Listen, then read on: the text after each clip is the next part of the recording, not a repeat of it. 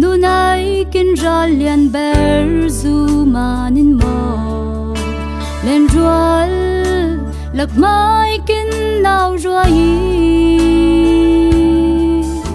luat na nghe nín pathian hen lung khoi mit li tho ai mo ti in ngon au ve angin thiên khiêm ti lawi kai cha papa na ding zu banin mo parlai hatlai moi lai san te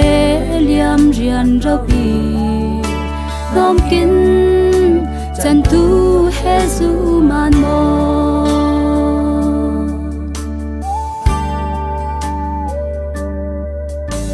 minung nun nak se swa ti ling len kongin chom ben lau mo dai papa o min mai lai lon lai le mo na te nak fanau te lung kin vai o dai papa angin thiên khiêm ti lawi kai cha papa na ding zu banin mo parlai hatlai moi lai san te liam rian rawi bom kin chan tu he su man mo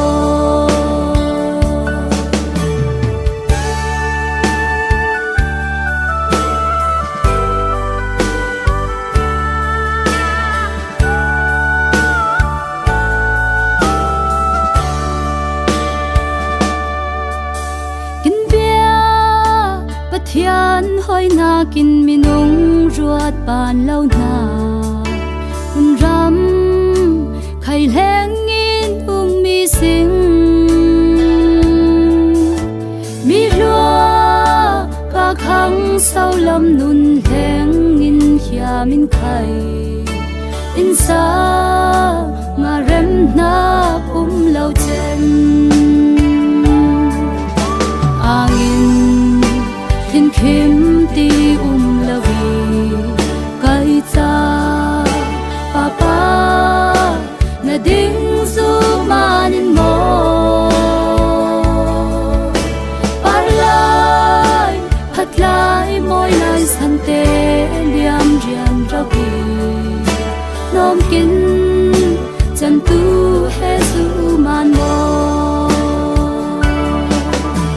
angin thiên khiêm ti lawi kai cha papa na ding zu manin